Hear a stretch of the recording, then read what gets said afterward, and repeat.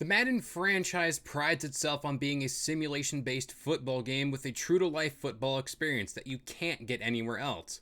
But with the upcoming release of Madden 23, I think it's time we take a look at the polarizing past of this game that might change your mind on your next purchase.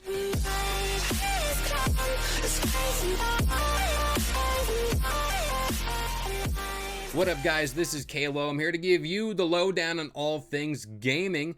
And for years, the Madden franchise has been ridiculed, and rightfully so, for its lack of innovation and expansion on its game's most popular modes, like Ultimate Team, Franchise Mode, and their single-player story experience, Face of the Franchise. Now, if you don't believe me, go all the way back and look at the Super Bowl trophy presentation in Madden 17 and compare it to years following, and you have the same visuals across multiple years, pretty much making the development of this game a copy and paste job with a very minor facelift, if that's what you want to call it.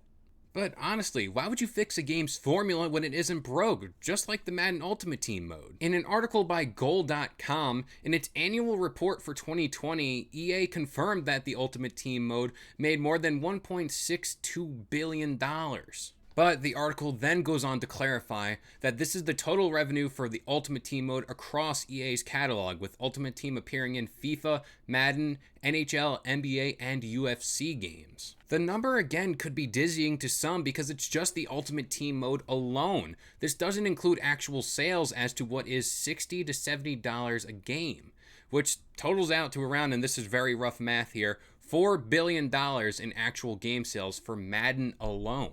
But year to year, Madden, more specifically EA, has been notorious to dive deep into its catalog of previous games and pull out old features from older Maddens and even NCAA games that are beloved by fans and simply change the name of a feature and call it a brand new feature. To further back this point, in an article posted by IGN on the announcement of these newly added features in Madden 22, such as superfans will be back in the stadium. Back in the days of Madden 12, crowd close-up shots were a major part of this game's presentations, only fading away when the PS4 and Xbox One rolled around. Crowd close-ups ironically returned in Madden 21, and now in Madden 2022 is enhancing them with so-called super fans, who are fans that are cosplaying and will serve as the team's mascot. Now, to go out on a limb here, my beloved New York Jets have a fan, or in this case a super fan, by the name of Fireman Ed. But he's not going to be in Madden 2022. He's not going to be leading the JETS Jets Jets Jet chant. But alas, EA says the cost of tracking down those fans and adding their likenesses to the games will just be too high. I know for a fact these fans would do anything to be in these Madden games to represent their favorite teams, so I don't completely buy that. But what do I know? I'm just a Jets fan. Now, you might ask yourself, why don't we see more variations of NFL football?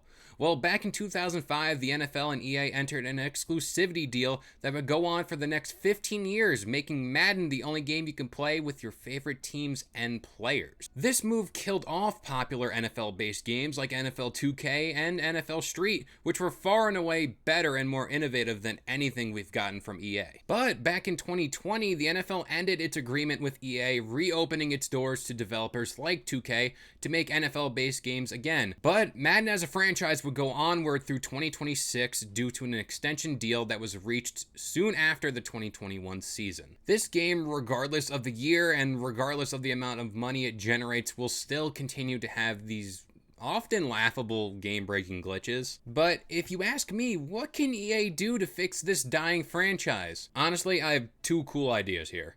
One would be to take a year off in between Madden games, to let the franchise breathe, grow on it, and really focus on new improvements. Or simply release EA Sports Presents Madden Football for free, and year after year release updated rosters, game modes, and tweaks to the game as paid DLC for a lower price. Also, just a random nitpick here, we also need variations of announcers that are in the game because, as you guessed it, the suite of phrases and analysis you see in these games is the same year to year, with a tad bit more dialogue for added flavor, I guess. Honestly, as of late, Madden has been a game I never really go out of my way to buy year to year. I always kind of let it hit Game Pass and get it through that means, or I just don't play Madden for that year because it's the same game over and over again, and why would I spend money for that? But as per usual, I'm going to pass this question off to you. What would you do to fix Madden? And do you just like Madden as is? But that about does it here for our little Madden chat. I've been Kalo. I gave you the lowdown on all things gaming,